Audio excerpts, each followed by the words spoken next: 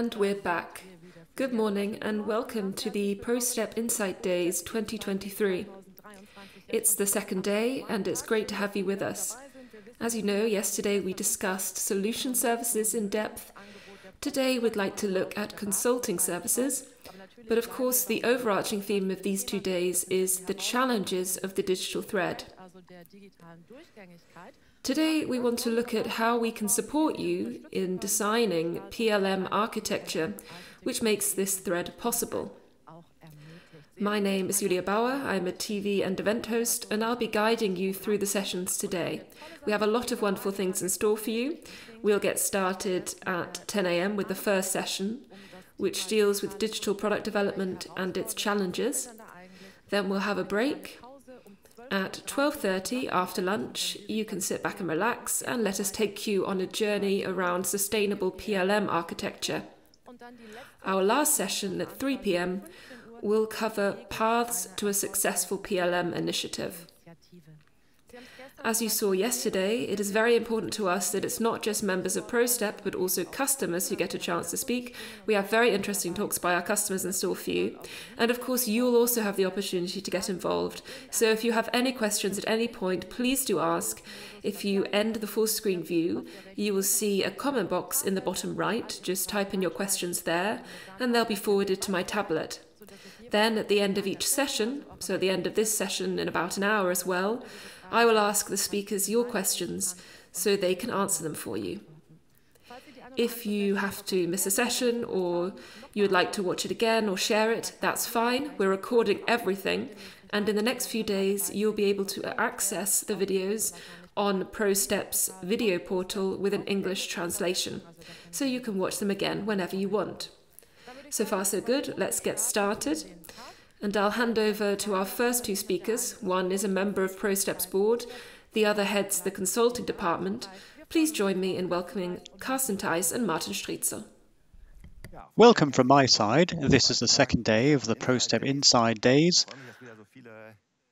I'm happy to see so many guests here again, and I think we've put together a very nice program. I was responsible for consulting myself, that's why I feel very close to this subject still. And I'm glad that we have a whole lot of interesting topics, and Martin is going to take you through the agenda. Thank you very much for this introduction and welcome, Ms. Bauer and Karsten. Welcome from my side as well. Great to have you here and that you want to accompany us throughout this day. You have the opportunity to look back into things later on and look at the individual highlights online. We would like to take you through PLM strategy consulting today and our view of this subject. PLM architecture is the key issue, which is an important element within this digital thread from our point of view for successful digitalization. That is the overriding subject which hovers above everything, because the successful digitalization is our main focus. That's always product development. But it goes beyond that. It goes beyond the whole problem of product lifecycle management. That is what we want to design, and its significance within this entire digital context, from digital twin to digital thread, all the way to metaverse. That's what we want to demonstrate for you today. We have a brimming agenda prepared for you today. We'd like to take you through that. It was very important to us that it should be an interesting agenda that we have to present to you today, and that is why we have invited several guests who are going to present various topics. I myself am going to start with a brief introduction of digital product development challenges and concepts. Then I'm going to hand over to Gentili, who's going to show you the PROSTEP Mars Rover. The Mars Rover is going to be presented here as well. That's an important media using which we can test concepts and demonstrate concepts of digital product development. Then we're going to address further challenges and show you different points of view amongst our customers.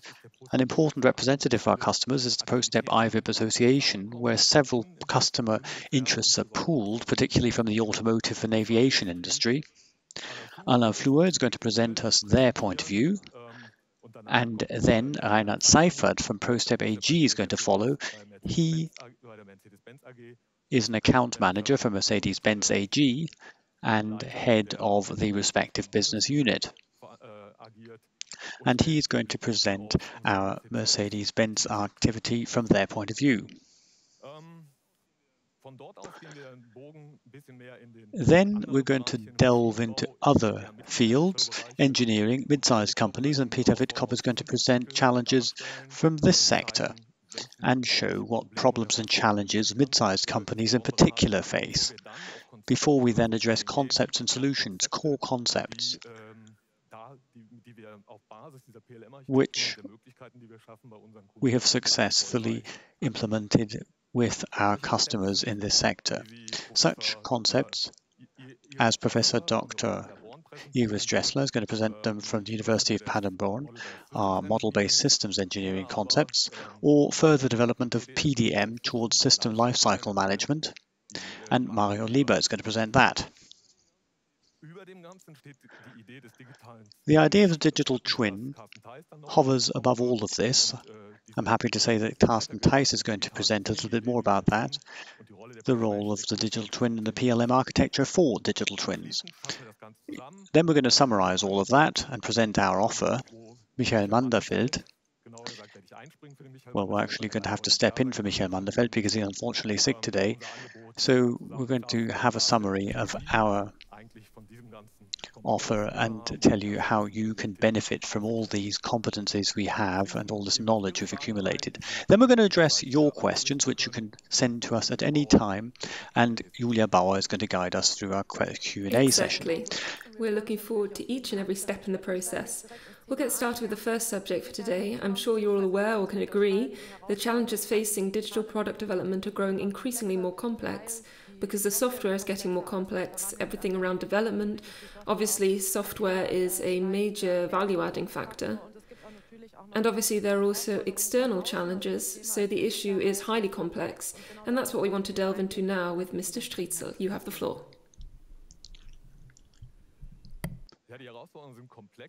Challenges are complex, and challenges over the last few years and months have obviously been determined by COVID.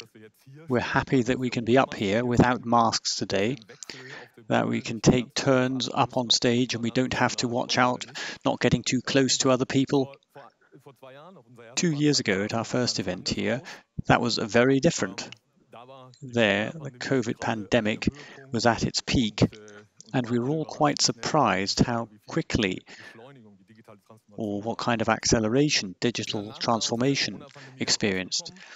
Then we've been leaving the COVID pandemic, and it was quite interesting to see what topics were on people's minds. Unfortunately, a lot of negative aspects, speaking of the war in Ukraine, but there were a lot of positives which we've taken out of the pandemic or which were lined up waiting for us after the pandemic. Yes, there are a few what things topics that are come these to for you, mind. Ms. Thank Bauer? you for asking. I think something that positively surprised me was that we continued talking about the issue of new work. Digitalization has caught on, people are working from home, and this makes it much easier to have a good work-life balance. So that's definitely something I consider to be positive. We've taken quite a lot of things out of this. Home office, that offers a lot of positive input. Having a good work-life family balance. I think a lot of companies are making use of this, or events like this one here, streaming events that you can follow quite conveniently from your desk.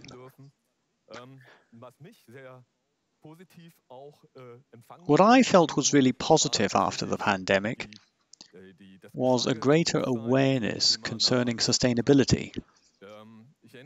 I can remember very well that the first event I was able to visit in 2021 that was a bit of a limbo situation. For a time events like this were possible. Were a tool colloquium in Aachen 2021, and the subject was tuning data into sustainability. And it was really nice to see how seriously and what verve the whole subject of sustainability was addressed with. And I was wondering whether that might not have just been a single exception at one event. But it's quite nice to see that this really is the key issue in all activities now, in very many customers' situations. It's always about what kind of sustainability can we extract from PLM and integrate in product development in our companies. We all know that this trend is facing challenges that we face as a society, and it's quite interesting to see how this subject of sustainability can be broken down into specific goals. Who has done that and who did that very nicely? I think that's the UN. The UN has defined sustainability development goals 10 years ago already. Since 2020, they're actually followed and tracked in their implementation, and these goals have been laid out up until 2030 and have been broken down into 17 sub-goals. It starts with really specific goals like fighting poverty and hunger, health, gender equality, and clean water. But there are also further goals like reduction of injustice and inequality,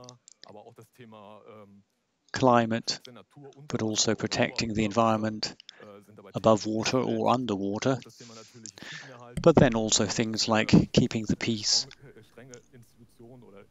and strengthening institutions in order to create positive society. The UN uses strong visual images, but on the other hand, you wonder, isn't that quite abstract? And what does that really have to do with what we have to do on a day-to-day basis in our companies? What does that have to do with what we have stressed several times in the introduction, the digital twin? The digital twin is a representative of the whole topic of digitalization, and we believe it brings together all the efforts that we invest in PLM product development and trying to strengthen companies that way. Graphically, we've illustrated in such a way to illustrate that the entire product life cycle is reflected from development to production to operating products. And all these three subjects, development, production and operation, have had an impact on how you want to design development over the next few years. In development, it's systems engineering. In production, it's quite clearly Industry 4.0. And in the operational sector, certainly it's Internet of Things. So getting all of these subjects together and pooling all the data and information generated here, that is what the digital twin tries to do, to reflect the world as well as possible as reality represents itself, with all the aspects that are important to us. We'll hear more details from Karsten Theis later on. But how can this goal, this subject, with these goals of sustainability be brought together? One subject, one goal illustrates it very nicely, that things are interconnected. We all know that a prosperous industry and economy has something to do with fighting hunger and poverty.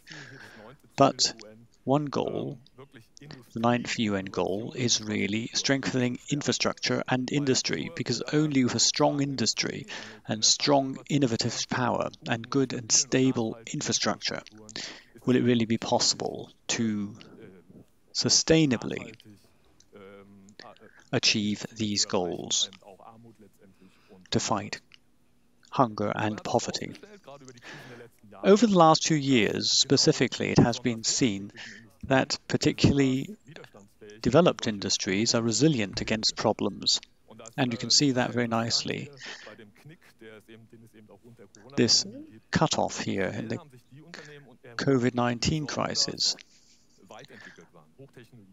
Tech sectors recovered the fastest. I thought that was quite surprising. I would have thought that simpler industries would be less prone to crisis, but it has been shown that the opposite is the case.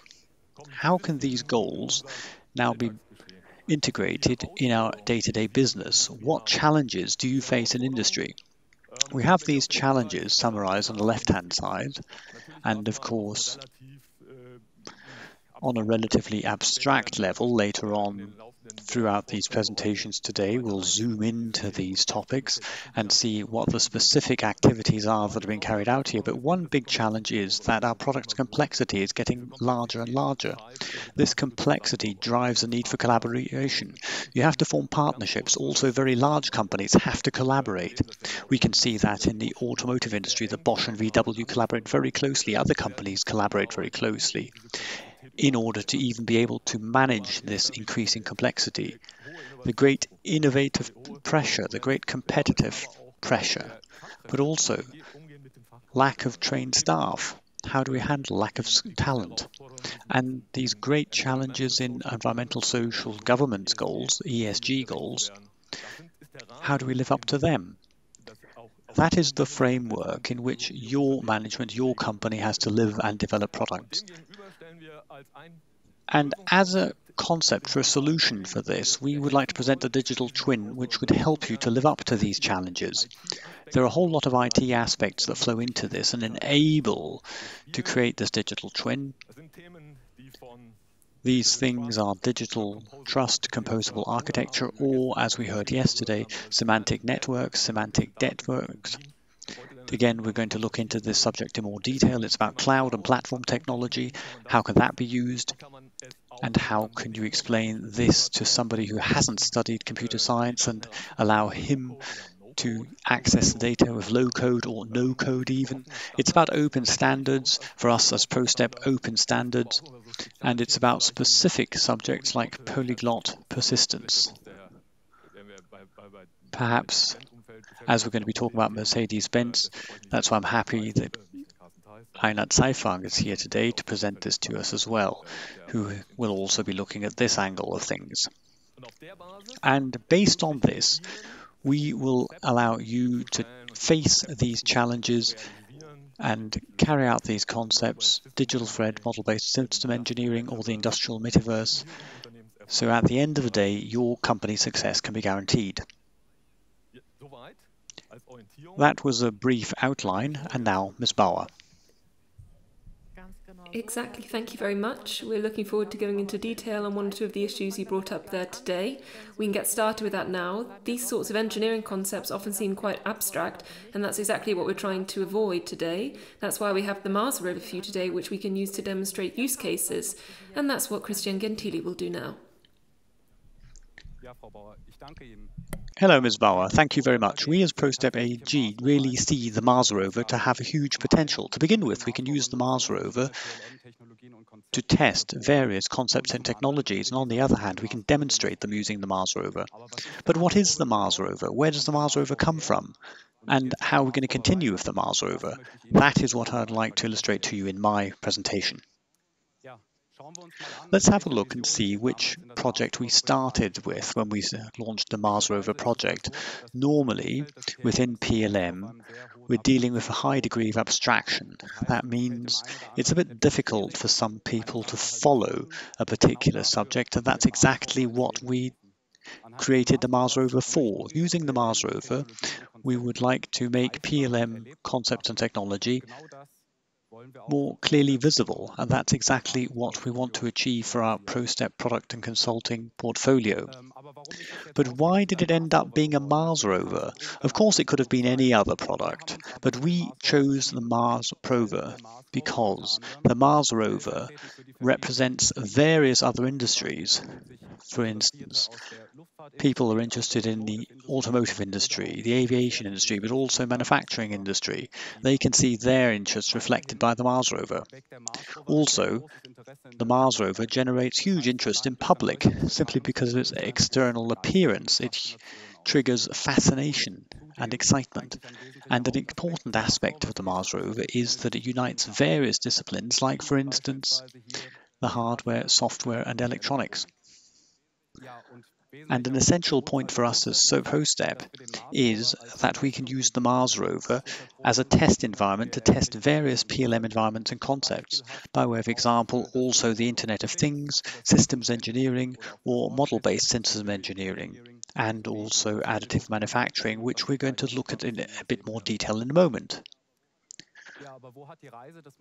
But where did the journey really begin for the Mars rover? As the name already says, the Mars rover has something to do with Mars. We can see that here, the top left. The Mars rover was originally developed by NASA as a rover which was meant to collect rock samples on Mars. Based on this project, in this case it's the Opportunity, NASA GPL developed a build-it-yourself kit, which we used as PROSTEP, and based on this we developed our own Mars rover. We noticed very quickly that we don't only need digital tools to develop the Mars rover, we also need physical options to continue development. As you can see at the bottom here, we set up a kind of workshop with various workstations which have grown tremendously since, and we also have a highly competent team which is concerned with further development of the Mars rover. To mention a few major aspects, it's going to be available in various designs in future. We can see here this illustration is a so-called hybrid design. That means it's the conventional production technology used combined with additive development technology, and in future we're going to head off purely in the additive direction. Then we carried out optimization using 3D components.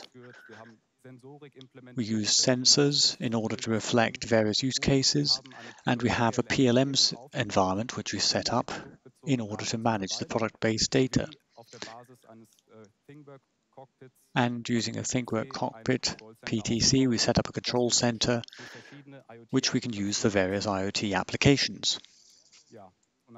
And at this point I would like to show you a video in which we're going to look at the Mars rover in a few more details. In this case here we can see a typical situation.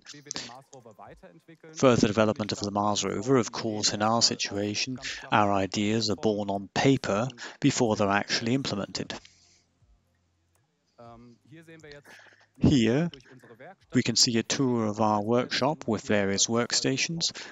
This is traditional soldering, our computer workstation, modeling using CAD, or also managing data in a PLM system.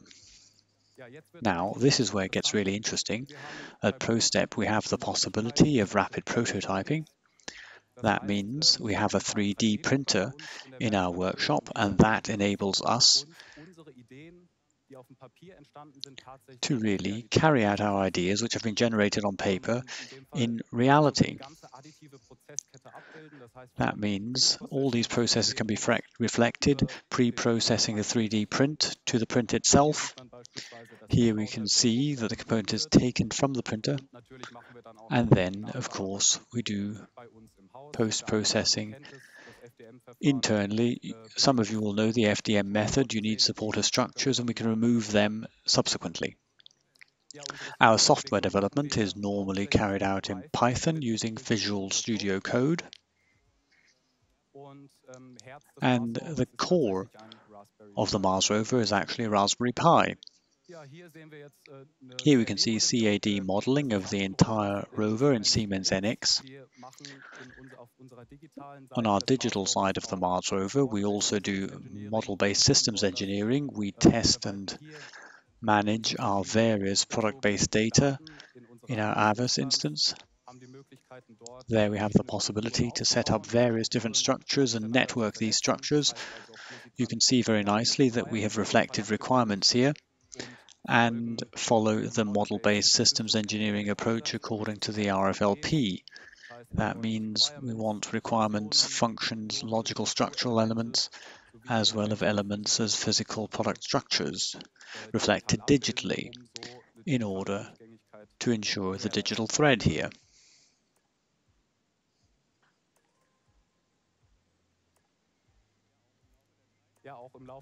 And over time, we also found that it made sense to set up a test environment in order for software code to be tested really quickly without having to implement it directly on the rover.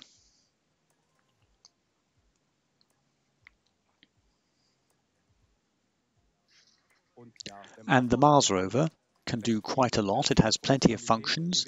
which we also love to demonstrate at exhibitions, also in order to make PROSTEP's competencies more visible. What we can see here is that the Mars rover is driving on our own test stand. We have various sensors integrated in the Mars rover, which enables automated driving. Within validation and verification, of course, we need to have some fun as well. We really carry out test drives under realistic conditions. As you can see here, the Mars rover in action can also overcome the odd obstacle, effortless. And with these gained insights, we can optimize our product and adapt it so that it really reflects our needs and our customers' needs. Now you can see how the Mars rover goes off on a journey to an event. A typical situation, we're preparing the Mars rover for an event. It's packed in a box. Let's see where it goes off to. And the Mars rover went off to the inside days. And what a coincidence, it's made its way into our studio. We can see here the Mars rover on our table. Maybe it's managed the art of beaming already, who knows? Now I'd like to show you another use case in a bit more detail, in this case a digital twin scenario. In this scenario, we're going to use field data in order to carry out an impact analysis. Basically, what we have here are three different architecture components. Obviously, we have the physical Mars rover itself. This communicates with the IoT platform, coming from ThinWorks in this case, and this is in combination with the PLM World AVAS. Now, the Mars rover implements sensors, and these sensors enable live values, in this case from a temperature sensor, to be transmitted to the control center. And now we have the possibility that in the control center, which is indicated here, the current value can be compared with a benchmark, and this is not just an arbitrary value, that is really taken from the PLM world, in this case from a requirement which sets the maximum admissible threshold temperature. And that way we can visualize the impact directly, because in our PLM world, structures are networked, and within the digital thread we can achieve an overview of the effects of this infringement of our requirements, and as engineers we have the possibility to polish things subsequently. So also in the physical world of the Mars rover, quite a lot is happening. The Mars rover is continuously developed. We have learned that the original rover geometry has a few shortcomings, and that was a cue for us to think of pure additive design. We took the following approach. As you can see here, we analyzed load cases statically and dynamically, and with this insight then we went into stress and shaping analysis with various designs. So subsequently we chose one topology-oriented bionic design for the Mars rover, and in the near future we're really going to implement that. Finally, just a few points how we're going to continue with the Mars rover. As already said, we're going to set up a new design for the Mars rover. Also with a view to variant management, we have totally new options here within the digital world of the Mars rover. We're going to set up new structures and network them with each other. And of course, we would like to present new approaches for solutions facing the challenges of our customers. And at the end of the day, we'd like to be engineers, be creative and have fun. And if you want to know more about our challenges that our customers face, or the industry as a whole, then just stay with us. Thank you. Exactly. Thank you. That was a lot of fun. And you'll have fun with our next speaker as well, which will be in the form of an interview. So I'd like to welcome Alain Pfouga here in the studio with me today. He is the General Manager of the PROSTEP ivip Association. Let me start by telling you a little bit about the association. It pools the interests of the manufacturing industry as well as IT vendors and research and science institutes to provide its members with competitive advantages. So lots of different points to discuss here. Good morning, Mr. Pfouga. It's great to have you with us. Thank you for allowing me to be here today. Perhaps Of you course, can we'd love to start by have you here. explaining to And us what the please, could you association tell is us dealing what with the particularly interesting at the topics are moment. from the association's point of view? Hello, all of you. I'm representing 180 organizations from the automotive industry and the aviation industry. Many of these organizations are facing the next wave of innovation. Traditional hardware development, which has operated so far, is living now within a network which is getting increasingly more complicated and more systems are being added. Many of these organizations don't know what the effects are going to be in their traditional added value. But one thing is clear, we need a change of paradigms, and many of these organizations, and also based on observations which we have in industry at the moment, if you could just have a look at the slide in my background here, we want to close the gap between linear development we've had so far, traditional product development. Here, it's about traditional processes, methods and tools being brought in line with the exponential development driven by technological development and new customers' market requirements, also driven by the increasingly complex systems and also driven by standards and regulatory requirements, which result in the different global markets. And of course, this is the gap we're trying to close. So within the association, we have launched a strategic debate triggered by observations of this new situation, and there are 3 transformative fields which we would like to address in future and promote. These fields I'm going to explain in a moment. That has to do with digital first. That is the role of the software in the product, in new products, new elements that result from this. That is the role of the human factor and the possibilities that are necessary here in order to support the protagonists of change.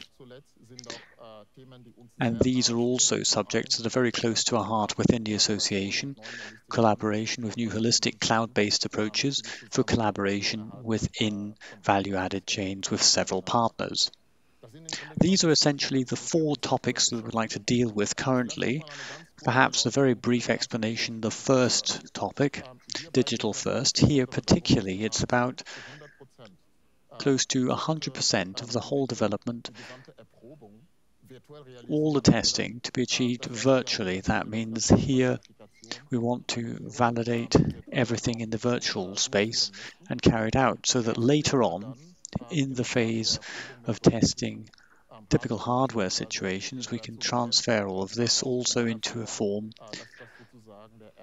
so that this is the firstborn twin, if you like, because at the end of the day it's an illustration of what was thought up digitally first. That's what we're dealing with. That's very interesting, but also complex. Thank you for the overview. So if I've understood you correctly, you're saying that in the future, partners will perhaps be able to build networks on the infrastructure provided in the cloud and also on data ecosystems. It's a nice thought, but realistically, and bearing in mind innovation cycles, it's probably going to take quite a long time. Why do you believe that it could be quicker?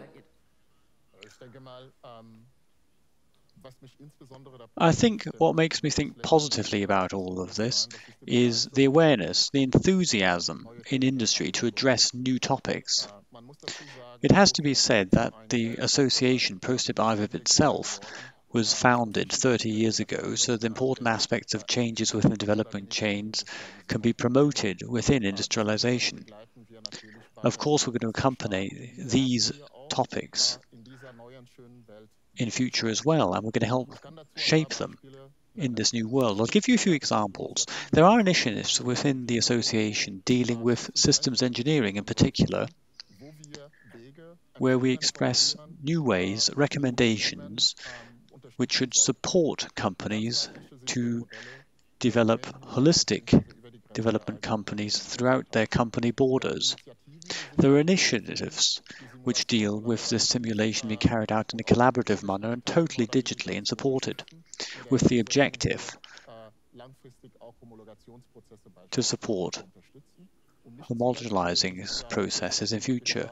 And not least for that reason, we started the subject Digital Twin, where it was about expressing clear recommendations how the industry, within collaboration amongst several partners, can more or less work together. A further aspect supporting us here, there are also activities that are going on in other associations. We have strong entities like GAIA-X, KT-X, Cofinity-X. At the end of the day, these are possibilities to create new data space for collaboration so that NOC can be made even more transparent and consistent throughout company borders. Also thinking of things like data sovereignty. And these aspects are, of course, going to be what we're going to be designing within our association, expressing the requirements and laying out how we collaborate with each other. The next point I'd like to add is that we're not doing this on our own. We're doing this together with associations on a national level who are dealing with these subjects. We're doing it on a European level with various boards dealing on this subject. But we're also doing this with partners in Asia, in America. So we want to establish a global footprint for our global companies so that these developments which are conjured up here or somewhere else, of course, can be used globally in collaborative processes. And those are the points which make me think positively about all of this. I'm pleased you explained that very well. Then let's hope it all goes according to plan. Now, on a more practical note, there are certainly some independent mechanical engineers who want to develop their PLM, ALM infrastructure with well-known system providers. What is some practical advice that you could offer them? I think I would do it relatively simply. There are three I would express. The first one would be that you think up a very clear strategy, laying down which new elements you need to be able to work within this new world. How should products develop further? What about services? What options are there? And at this point, it's really important to have the right partner by your side.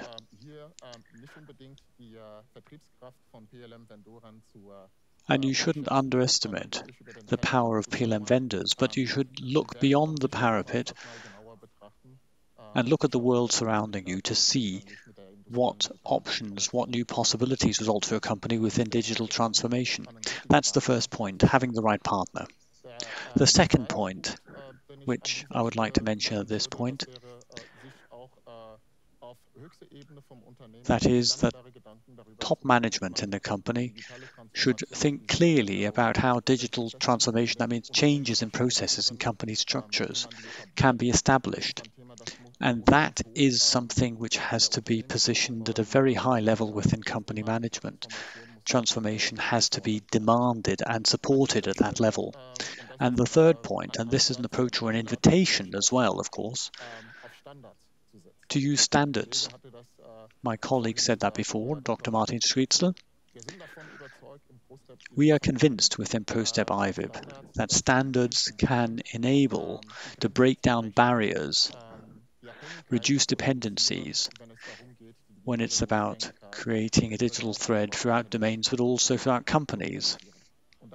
And that is why I would like to call upon you as a company, think about a standardization strategy, a corporate strategy, and with the right partners, I'm sure you'll get to your goals. That was a great discussion, Mr. Pfouga. Thank you very much, and I wish you and the association every success for the future. Now we'll continue with the next session for today, and following on from what we've already heard, Daimler has certainly found the right partner in PROSTEP. We have Zeifang here with us today, who supports the processes at Daimler on the PROSTEP side. I'm very much looking forward to hearing what he has to say. Thank you very much, Ms. Bauer. I would like to tell you today how Mercedes-Benz AG, as we say in Sweden, Daimler, but how Mercedes-Benz AG deals with PLM and how we, Mercedes-Benz AG, or how we support Mercedes-Benz AG in these activities. I would like to start with a quote from Jan Brecht, which they like to use at Mercedes-Benz AG. Data is the new oil. And this mantra is followed consistently at Mercedes-Benz AG. And at this point, PLM is more than just mechanically based PDM, but it comprises things like ALM, as we heard it several times today already. So the question that arises is, what does a company like Mercedes-Benz do with these data? How does Mercedes-Benz handle these data? And at this point, you have several challenges. That typically mean OEMs also, after vehicles being sold, want to add value within operating their vehicles. And these days you can really only do that by offering software updates during operation for these vehicles. And the question really is, how do I get this added value onto the vehicle? That means you need an end-to-end change from software development all the way to getting the software onto the vehicle. That's an extremely important aspect. Once you've solved this process, then the second question arises, how can I verify and also get authorization for all of this to make sure the software actually suits the vehicle I'm dealing with? And this is important later on because particularly the hardware can be quite different from each vehicle to another. So we've got a rather colourful landscape of vehicles out there. So that is the second question. And then the question is, okay, the whole thing has to go together somehow. I have to know what software has to be put on which vehicle. And for that, obviously, you need a digital twin, which in product development means at a really early stage already, you need a digital thread which can achieve these dependencies between software and hardware. And this is where we support Mercedes-Benz AG with our PLM experts on a technical level, but on the other hand, we also have a huge pool of know-how within IT and our software approaches we use in order to support Mercedes-Benz AG. I'd like to start with cloud. A lot of development systems at Mercedes-Benz AG are on the cloud, and in order to implement cloud efficiently, it's important that from a very early stage onwards, in the architecture design and software design, you think of cloud in advance. You have to organize the respective pipelines, you have to think about continuous integration and continuous deployment, and that's exactly where we support Mercedes-Benz AG. The second big topic is the digital thread, requiring company data to be viewed holistically, and particularly PLM data have to be integrated. So you need a company-wide data management.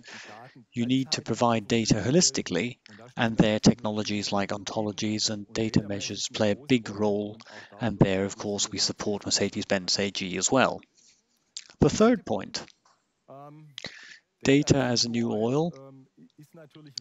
That's important, but just as important, of course, is that this value can be implemented quickly and efficiently. And quickly and efficient is actually quite remote from the widespread monolithic systems. It's important to generate small units, so-called microservices, which really serve a particular service, which are complete and enable to be put in use with a customer quickly. And the question you have to ask yourself is, how do you get there? How do I find these services? And then things like DDD, domain-driven design, play a role.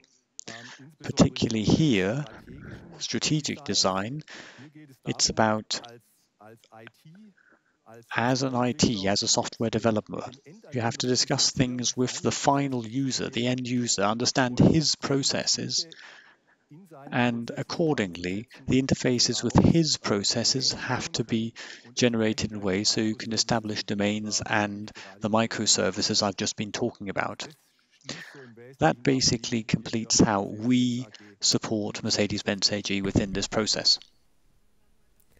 Thank you very much for that. As someone who was born in Stuttgart, it's very natural to say Daimler, but of course it's Mercedes-Benz AG. I'm sorry about that. Good that we sorted that out. Now let's continue. Of course, digitalization is a technical challenge, but it's also very clearly an organizational challenge. Here to talk to us about this complexity is Peter Wittkop. He is lead expert in the business unit strategy and processes at PROSTEP. I'm looking forward to hearing what he has to say. Thank you very much, Ms. Bauer. We've just heard from Mr. Zeifang how we can support challenges of big OEMs. Now I would like to talk quite generally about challenges in the manufacturing industry and keeping an eye on the mid-sized companies, which in our strategy consulting represent a huge group of customers as well, and they face challenges as well, but sometimes different challenges.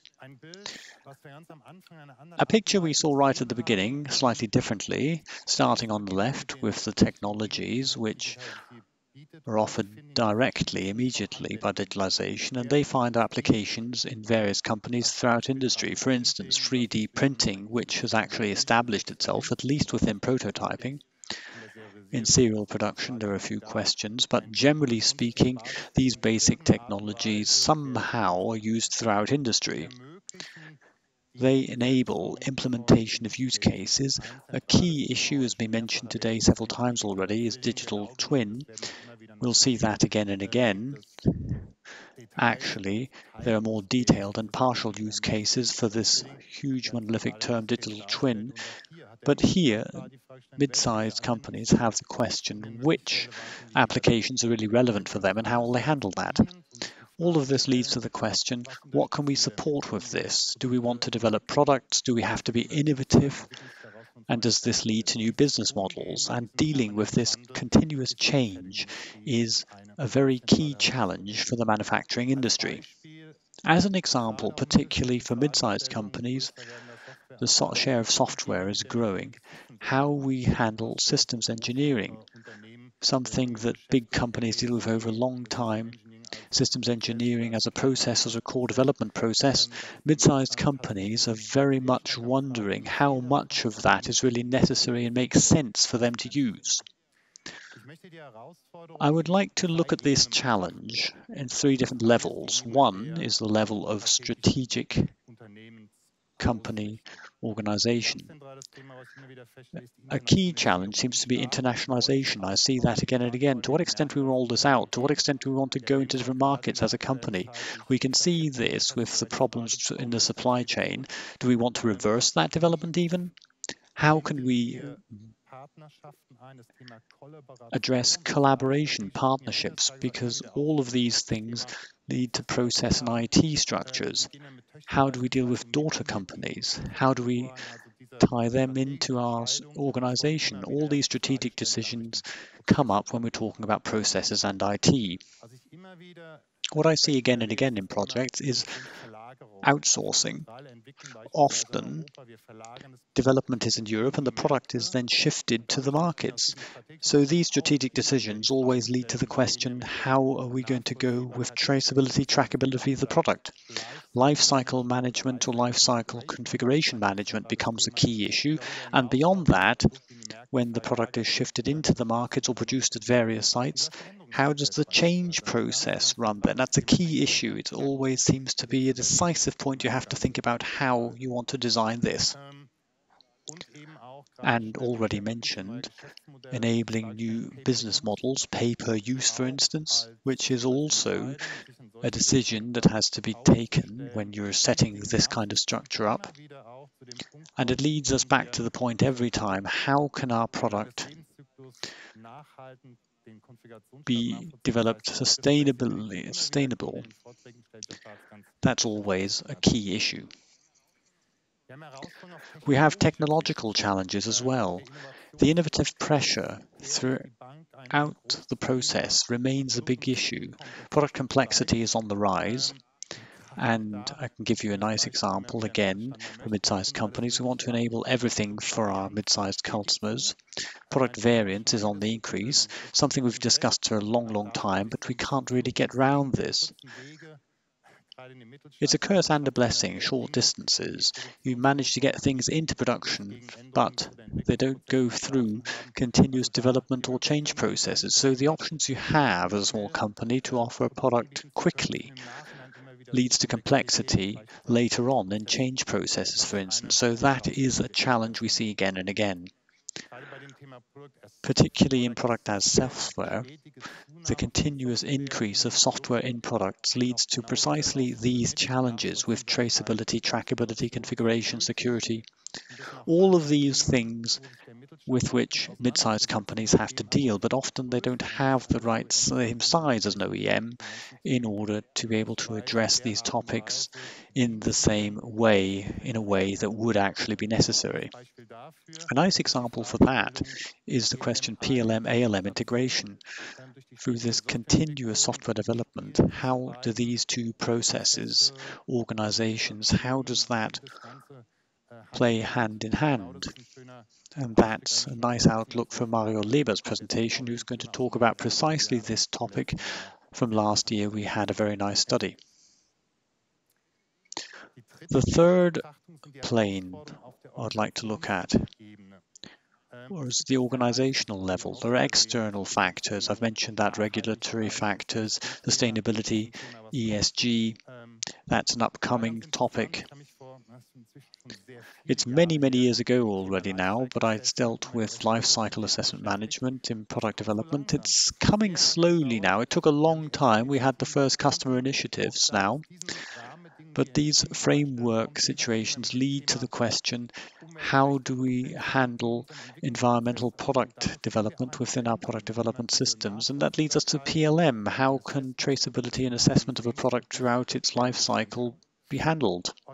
Organizational changes come up again and again, and mid-sized companies didn't shy away from further development here. We have demographic changes, we have the problem with talent shortage, and in total, we have the question in mid-sized companies, this wanting or having to do what big companies do.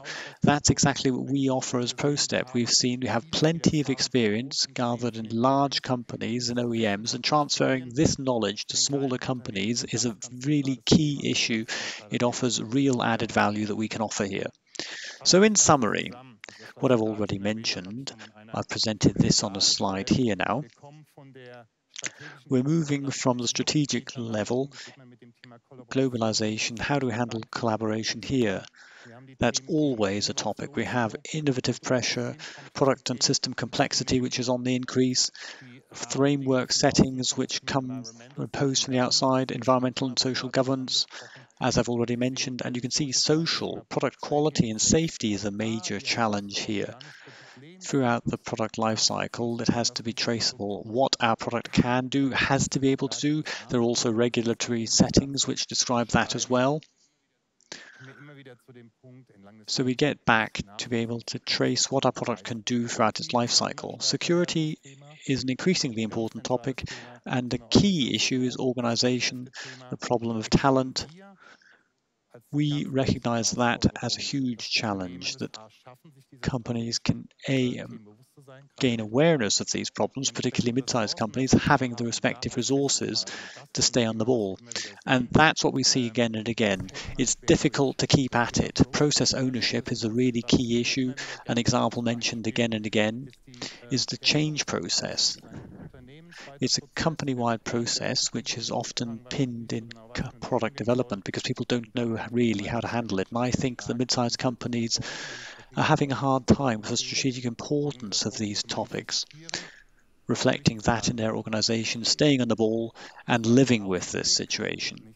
That's an outlook or a view of challenges, keeping an eye on the specific problems that mid-sized companies have. And at this point, I'd like to hand back to Ms. Bauer. Thank you, Mr. Wittkop, for these insights. Of course, we can see that there is clearly a trend towards smart systems and data-driven business models, but they obviously have very different requirements, a different way of managing product data and processes. And to address this point, we have the principal consultant at PROSTEP here with us, Mario Leber. Thank you very much, Ms. Bauer.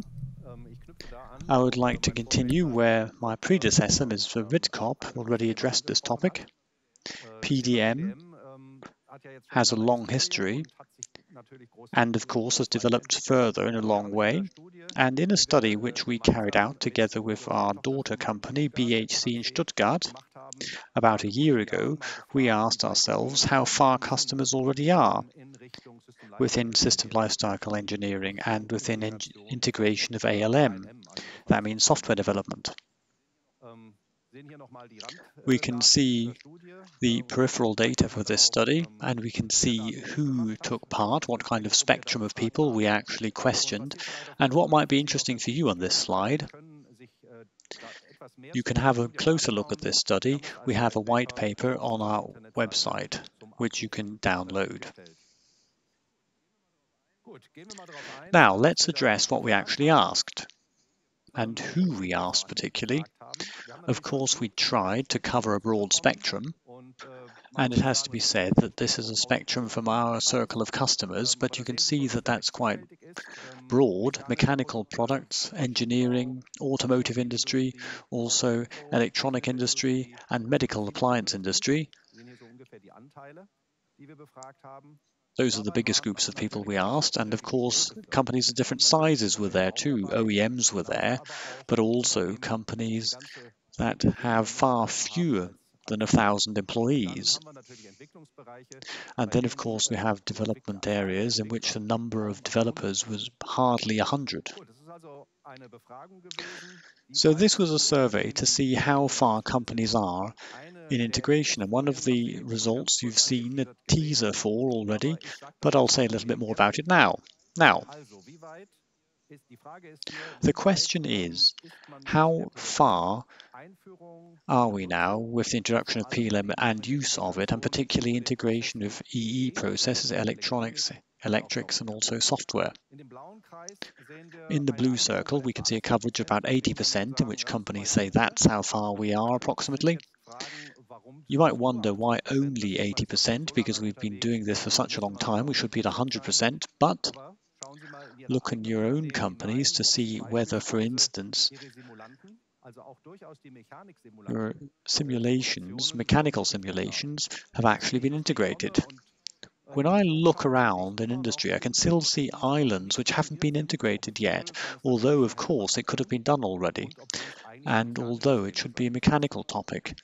It's surprising sometimes, but that's why this number 80% comes about. Significant less coverage in EE. Integration, I would say, looking at this ring, is approximately 60%. That's what the companies are telling us.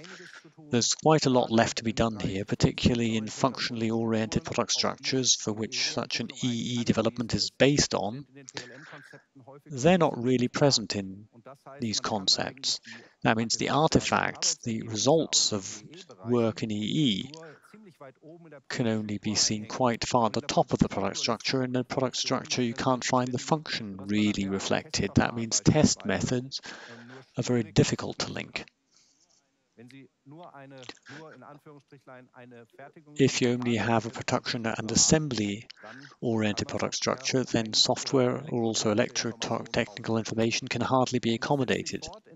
And that's continued in this grey ring we have here, and companies are saying that we have a coverage of only 40%. So there's quite a lot left to be done in software development. We've established a management world of its own, really, and that can only be integrated with a lot of effort, and old PLM concepts, development mechanics have to be adapted here.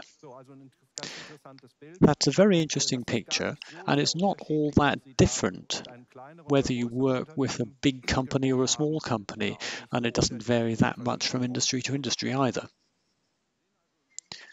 You can see essentially that companies are on the way. They are fully aware of the fact that this is necessary to integrate this, otherwise you wouldn't be able to achieve proper configuration throughout the entire product You don't have enough information to establish a continuous change process, and in later processes some pieces of information are not even available. An example which has been mentioned today, establishing an IoT process or predictive maintenance. Without front-to-end continuous data, that's going to be rather difficult. And what you can see here with the quotes, which our respondents mirrored back to us, mechanical structures are mostly still leading in industry. Attempts are made to modify those so that electronic data and software can be accommodated. That's only happening to a limited extent, and actually you'd have to set up an architecture for the whole system, and that's only just happening now. That means that in the PLM world, although it's not entirely new, we have a whole lot of developments going on at the moment. We see 3 large islands with a lot of activity. The bottom left, we can see a slightly IT-biased world with a lot of things happening there. Cloud, digital thread, digital twin, partly also IT-driven. On the organizational side, a lot is happening on the PLM world as well. More and more companies are developing towards becoming more integrated and collaborating, but also having development sites which just have to work together, although they're located in various different parts of the world. And finally, increasingly new processes have to be integrated, and systems engineering is rather small at this point. When we carry out this survey again in 2 years, I would expect this Grün Island to have become significantly larger. Requirements management is observed intensively today already. Functional structures, you can see there's a lot of movement all over the place here, so we're going to see an awful lot in the future. And you can see as an acronym we have SLM here, which might slowly establish itself to replace PLM. That means the whole system is in view here. It doesn't even have to be the system surrounding the immediate product. These could also be services which are directly linked with the system. And the last slide I'd like to show you concerning this survey, a key question: does industry expect that system lifecycle management challenges can be solved with a single vendor, a single piece of software, or does industry rather expect best of breed? That means for each individual process and division, you'd find the ideal solution, which then obviously would have to be integrated. And as you can see here, that's an interesting view that most companies believe that this system lifecycle world can only be solved if they use a whole bundle of software solutions which will then have to be integrated, and hardly anybody believes that a single vendor will be able to offer a solution, or even few vendors. That's what I wanted to say about this study we've carried out. Now back to Julia Bauer. Thank you, Mr. Leber. Thank you for the insight into your study. And I'd like to remind everyone watching, should you have any questions on this or generally any of the points we've raised today, please do not hesitate to ask. You can write your questions in the comment box in the bottom right whenever you like. To see this box, you just have to exit full screen, so the video only takes up a smaller part of your screen. Just enter your questions in the box. They'll be forwarded to me and I will put them to the speakers at the end of the session. As we've heard, the complexity of digital product development is not always what we'd like it to be. We want it to be simpler. One approach to making this possible is MBSE, which stands for Models-Based Systems Engineering. And we're now going to hear from someone who will tell us all about this, someone from the research community. My name is Iris Gräßler and I hold the chair of product development at the Heinz Nixdorf Institute of Paderborn University. My chair particularly deals with strategic planning, systems engineering, digitalization and virtualization. We work together with PROSTEP AG on the research project Impact and study interconnected development processes of small and medium-sized enterprises. The study that we carried out during this project shows that small and medium-sized enterprises do use the usual CAD, PDM and EAP systems. It is just model-based systems engineering that hasn't been given the attention it deserves. Apparently, businesses aren't aware that MBSE offers a clear competitive advantage. Only businesses that get involved now will be able to benefit from this advantage. It's here that we tend to refer to opportunity costs, costs that are paid when you miss an opportunity.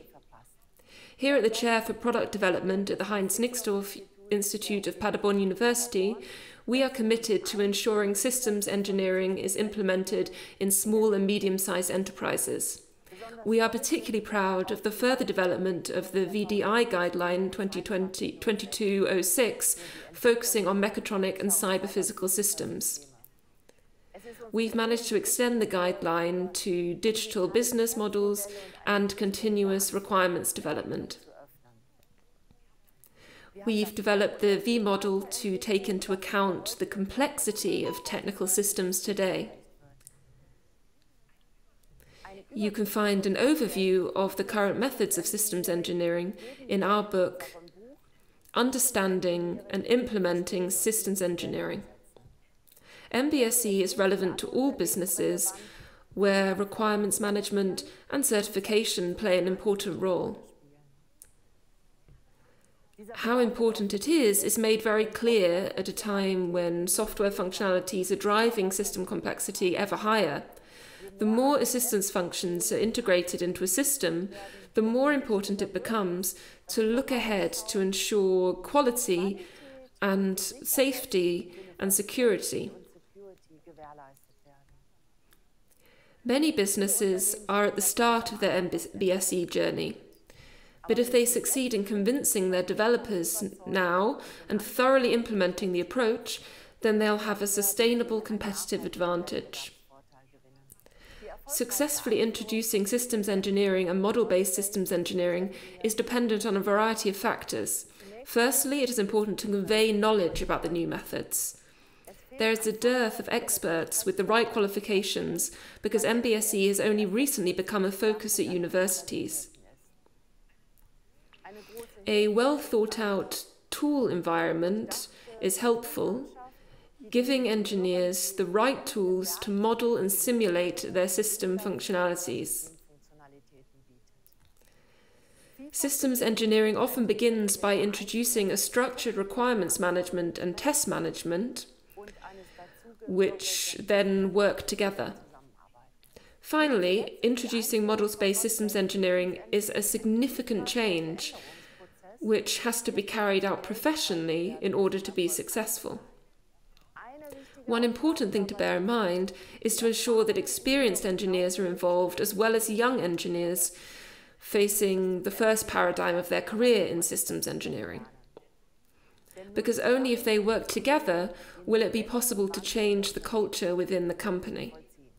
All the best from Paderborn. Have fun at the PROSTEP Insight Days. Thank you, that was great to hear.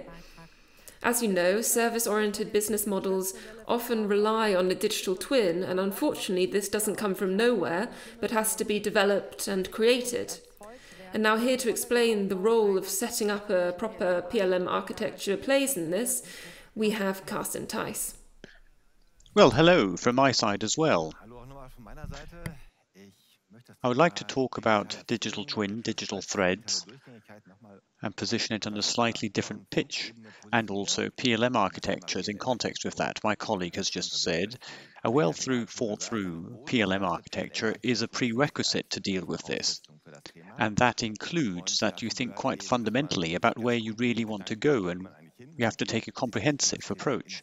Taking the Gartner cycle from 2020, their digital thread, digital twin and ontology have been addressed, and they're all in a slightly difficult position right now. I don't know whether you know the half cycle. It's used for all kinds of things. I can't agree with this positioning entirely. For me, digital thread is a prerequisite to set up a digital twin in a sensible manner. We've heard that today already. You need digital thread in order to be able to fill the twin with data.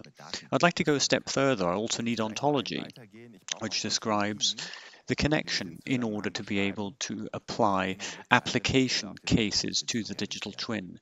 That is why I think this illustration on the half cycle is not entirely correct, but it's difficult to position because you have a whole bandwidth of application cases behind it. And further, I'd like to address this in more detail. Digital twin is in the focus of concept from engineering, manufacturing, operating sites and products, and stands for a whole ecosystem of processes, methods and tools from systems engineering. We've heard that several times already today, Industry 4.0 and Internet of Things, and applies new applications, new business models all around. Augmented reality, we've heard that today already, and obviously companies want to earn money and save costs at the end of the day and set up a new business. Now, if we go one level below that and look at the real applications, we can see that areas vary. We've grouped that in 3 groups of topics. We don't claim completeness here, but on the left side, we can see applications from development. We call that digital twin as designed, a classic like DMU. We've had that for years, well established, also in simulation. Obviously, we've been working there digitally for years already, and the processes make sense digitally, and we create a twin based on this application. Newer applications, for instance, for model-based verification and validation, some people call that front-loading. The verification or test topics are dragged into development based on a digital model. That's a huge topic and promises great potential for savings, and a lot of things cannot be handled any other way. But on the left-hand side, these topics have already been dealt with to a large extent and already in use today. In the middle, we have application from production. We call that digital twin as built, things like production planning, factory layout, but also other things like virtual start of production. So that means when you want to start operating production sites before they actually exist in reality. So you can test that on a digital twin of the production site together with digital twins of the product which is meant to be produced using this system. Of course, that requires uniting these data and interaction simulation of an entire factory, then also with the operating staff operating this site. The third area, digital twin as operated, addresses the actual operation of the product. Here it's about predictive maintenance, a real classic application. There are several applications which are really in industrial use already, but also things like augmented reality. And what is more and more important is remote maintenance, software updates over the air, or entire functional updates which really can be achieved by uploading new software. Here we need totally new applications, totally new approaches to unite the data with the production and manufacturing data. The problem here is the dotted line. At this point, you normally have a shift of ownership. That means the product is produced and sold, and then of course access to data is no longer guaranteed to the same extent. A lot of manufacturers offer services which give you online connection to the manufacturing data, but a totally different approach would be if you're no longer selling the product but offering the product as a service. And we see that as a master use case for the digital twin, product as a service. At that point, of course, the business model reverses. Today, a lot of particularly engineering companies are in the unfortunate situation that when a new sale of a product, you don't make much profit. That means they survive earning money on service and expensive spare parts, and that they can sell as many spare parts as possible. But if I offer my product as a service and basically sell operating hours to the user or the customer, that I'm interested in having operating costs as low as possible. At the end of the day, that's a win-win situation for both because the total cost of ownership is reduced. To optimize that, of course, I need return from the data, from operational data, to improve the next iteration of the product. and the service intervals can be reduced or extended, and to make the whole thing work for longer. I see this as a master case. To get there, you have to think about what application do I want to fulfill here? Do I want to get all the way to this product as a service application? And of course, PLM architecture is a significant enabler. We can see the juxtaposition of our digital twin and an excerpt from a TLM architecture. I've got different data pots from team data management, in which, for instance, CAD files might be saved, an ALM system with electronics or other requirements saved. I have various systems within test validation, calibration. I might have partners supplying parts of my product who might be supplying relevant systems, even a whole control system or high quality parts of my product. And these data, in order to achieve a digital twin, have to be linked with each other. That means I have to know which requirement refers to which part, which test covers which requirement. And when I can set up links like that, we've heard a lot about CLM yesterday, which supports precisely this type of function. Then we speak of linked data, a linked data model throughout several domains, and that leads to traceability. So along the process from development, manufacturing and operation, but also back in the other direction, so that events that occur during operation can be linked to development data. So we have real bidirectional traceability, and that is the absolute prerequisite to be able to work effectively with these data. What's important is ontology that describes a logical connection between the data, saying I am part of this product, I am a piece of software, I fulfill this function. And this requirement applies for this sector, this part, and this software function, etc. And this semantical link has to be described properly using ontology. And a lot of our customers are doing this already. They're running projects with such ontology for their specific development of their PLM architecture in order to define it. If you achieve that, then you can establish new business models, new applications. And on the PLM architecture side, we're pretty well established now, and PLM becomes the basis for the digital twin. The twin actually is housed within the PLM architecture. That's what I wanted to say. Ms. Bauer. The twin resides in the PLM architecture. That's a nice expression. Thank you very much. As you know, PROSTEP supports companies in setting up a sustainable PLM architecture. You might be wondering how that all works, and that's something we'd like to take a look at now. Of course, there's a skills-based consulting approach, and now we have Martin.strietzel here to tell us what these consultants do. Well, we build the building to house the twin, the PLM architecture. Its home, a nice image which you could use more often, I think. But that's exactly what you can buy from us. We consult you, we develop, and we then build the architecture for the digital twin together with you. This whole subject is a subject which could be called enterprise architecture management. That's what we do. We will go into your organization with you, look at your processes, your organizational processes, a little bit into your organogram as well. We unite these things on an organizational level and select the right software tools and software components in order to set up this entire architecture. It's a complex architecture. We've got to know many different aspects. What architecture means in detail is what we're going to hear about in the next session at 12:35, I think it is, after lunch.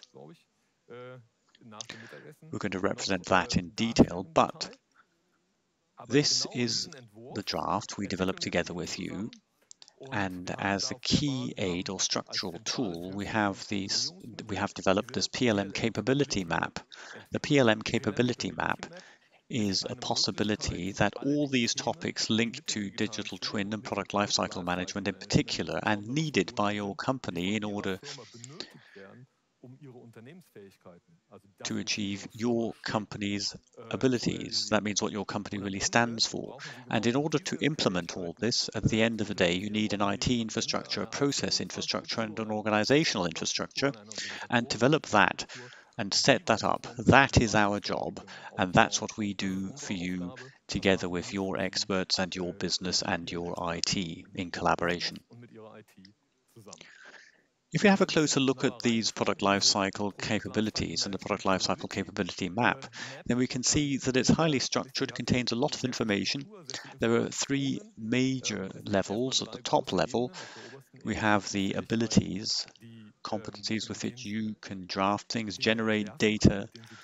A typical application would be your mechanical design unit, but also software development, electronics development, your requirements engineering, or also your process engineering and the entire technical documentation. It's similar within production, and it's similar within operating the smart product. Then we have a whole lot of management abilities which are necessary in order to work with these data, to manage these data, to provide these data, and to derive information from these data which you need for your company and design processes which you need. Those are the dark blue competencies, core capabilities, which every PDM solution has to offer. Your master data, your bill of materials management, change management, document management, just to name a few. These are topics which have been in a PDM PLM environment for a long time, like visualization or integration management. That means connecting with other systems. The whole issue of requirements management is rather something which is, well, perhaps not brand new, but it's only entered the PLM consideration, the PLM Cosmos recently, and being integrated more heavily. And that's an important task we see our customers being faced with at the moment, having this requirements management consistent throughout their entire architecture. And these are the topics that we prioritize for your situation, for your company. And right at the bottom, we see the technological capabilities which your suppliers have to offer for your company, which are necessary for the entire PLM architecture and the digital twin, this home having an infrastructure within which it can actually function. These are things like cloud computing, platform strategies, the whole thing of workflow management. How can artificial intelligence be connected? How do I enable artificial intelligence within this system? How do I design security, rights and roles? Based on this, we have developed a structurized process model, and this is a modular model. Based on templates which we have, we help you taking the various steps from recording your current situation, your as-is situation. We then accompany you towards the target which we develop with you. For that, we develop a spec, a catalogue of use cases in order to enable presentation of use cases which can be based on this spec in order to enable a specific offer of infrastructure components and software vendors. A typical situation would be your PDM system is cancelled by your supplier because this supplier follows a new strategy and wants to position new systems in the cloud, and you're faced with the question, what do you want to do next? And that's exactly a situation where we would set up a benchmark, assess this benchmark, invite several vendors, and use this as a decision-making criteria for you to say you want to bank on system A, B, or C, which you'd end up buying. Within this consulting session, which we carry out with you, within these services that we offer for you, above all, we use our expertise and competence as PDM consultants. We have a team of consultants with many years of experience. We have a team of consultants which is also been working hands-on within these sectors and gathered experience in many different companies, so that for your industry we have experts who know your industry and don't have to get to know it first working for you. We are neutral. That means we don't sell PLM software. We know the market. We establish your personal view and accompany you in your choice for A or B based on your needs and your need for these competencies. we are perfectly neutral in this setting. We are essentially playing the role of Switzerland as a completely neutral country. Then we have a process model which we follow. I've just presented this.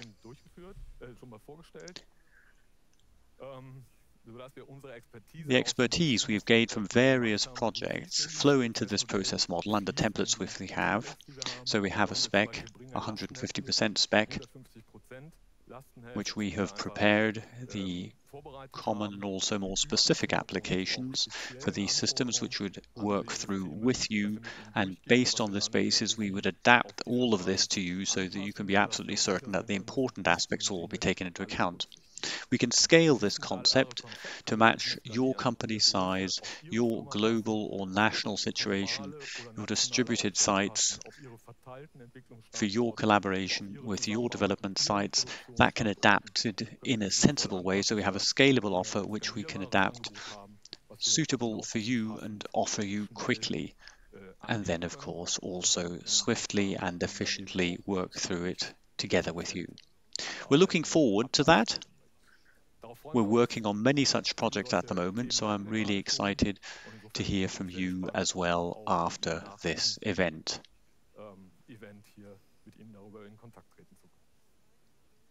Thank you very much. That was very insightful. And the great thing is that some of you have already got in touch with us using the comment box. Thank you. If you have any more questions, please just ask. We are starting the Q&A part now, but you can still continue to ask your question throughout. So I'll just read out what I've been sent and hope that the experts here can answer. How important do you think the digital thread is in PLM architecture? Digital thread, that's for you, Karsten. Yes, I can answer straight away. If I have the plan in the future to use digital twin for business cases, then the digital thread is a prerequisite for that, and my PLM architecture has to be developed in the long run so that I can achieve just that. This link of data has to be supported. I need a digital thread throughout the process chain and back again. That means I have to approach it systematically so that my PLM architecture can be suited to digital thread. These two things don't work without each other. The importance is extremely high. So they go hand in hand. Thank you for that. The next question is, do you see a difference between the PLM challenges facing automotive OEMs and those facing medium-sized enterprises in the manufacturing industry? So big groups versus medium-sized enterprises. Good question. I'll go again. The short answer would be, look at my slot, and the slightly longer answer would be, the capabilities you've just seen. That's what companies have to look at. What is the status quo and where is there really need for action? As I mentioned in my presentation, these mid-sized companies want to do or have to do what big companies do. Of course, you've got to put that in perspective because they don't even have the resources. What we do is we have to see what the capabilities are at the moment, what degree of maturity have they reached.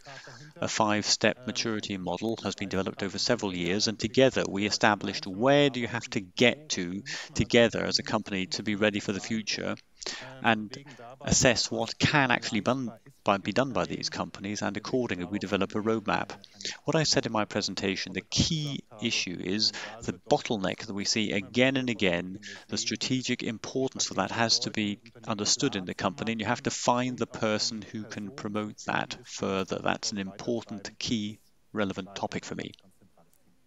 Thank you.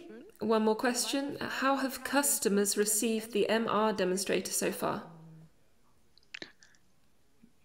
The MR demonstrator is the Mars Rover demonstrator, and I'll pass that to Mr. Leber again, who is working closely on this. Great. Mr. Gentili has said that very nicely. I can add this. The Mars Rover is a sufficiently abstract but nevertheless complex model. That means we have all the system components which are typically in use at the moment, all the way to IoT processes. Everything can be reflected. We can have sensor information during operation which can be recorded and processed and linked to requirements that we assumed right at the beginning. And that means that in industrial processes it can be used very, very well. It is not that close to the individual company's products. meaning that we as consultants would have to know the product in order to consult properly. But it fascinates young and old people. The youngsters are just as fascinated as the old and established people because they can see mechanical challenges or challenges they've always been confronted with, and that leads to communication we need in order to promote our projects.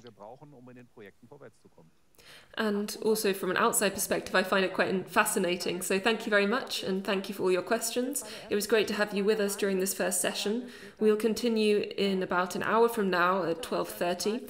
Then we'll be discussing PLM architecture again, how we can build it, what we have to bear in mind while doing so. It'd be wonderful to see you again then. As I've already said, all our sessions will be recorded and be available in German and English afterwards, so you can listen in again over the next few days.